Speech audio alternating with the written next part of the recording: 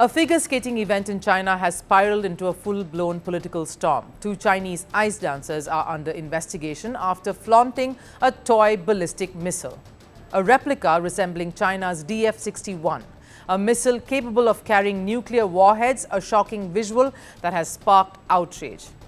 The question is, what message were they trying to send across in the name of art?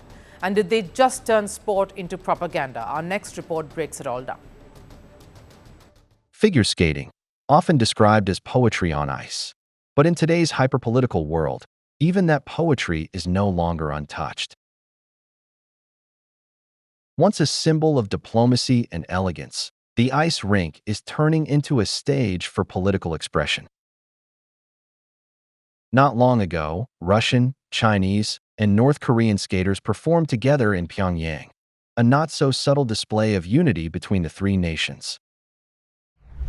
And now, it's China's turn to push boundaries. At the Grand Prix Cup of China, two skaters stunned the audience not with their jumps or spins, but with a soft toy missile they held up during their post-performance moment on camera. A miniature version of the DF-61, the same missile China paraded in a recent military showcase, meant to showcase their national strength and nuclear capability. The scene was broadcast nationwide. The performance was initially praised for its grace and precision until that single prop changed everything. A harmless toy or a deliberate statement? The International Skating Union quickly stepped in with this statement. The ISU is aware that an inappropriate soft toy seems to have been among those thrown onto the ice by at the Skating Grand Prix Cup of China. The soft toy was subsequently held by the skaters. The ISU regrets the incident and will investigate further. The outrage isn't just about a misplaced prop, it's about what it represents. The DF-61 isn't a fairy tale symbol. It's a ballistic missile capable of carrying nuclear payloads, weapons synonymous with destruction, not dance.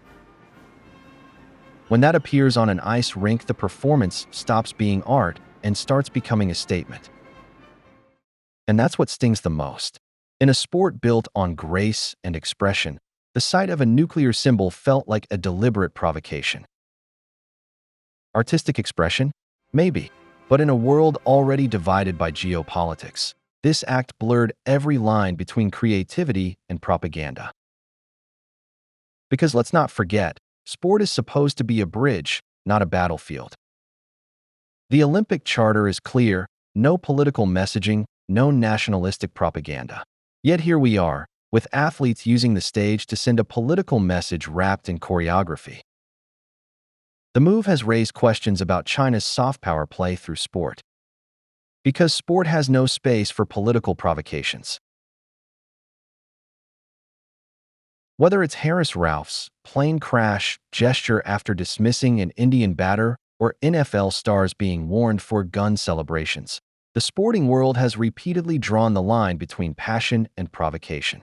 This was no different. In the end, this controversy isn't just about a toy missile. It's about how symbols carry power and how every public act, even a figure skating routine, comes with responsibility. Art can inspire, challenge, even protest. But when it glorifies a weapon, it ceases to be art. And that's the tragedy here. Two young skaters who probably wanted to make an impact ended up igniting outrage.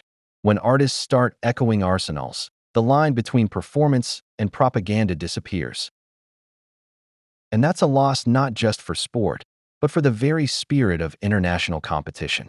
Because in the end, how you perform matters just as much as what you perform. Want the facts? The latest developments? News that gets straight to the point. Well, we've got all three just for you. This is Firstpost Live, a brand new show, your window into what really matters. Don't miss it.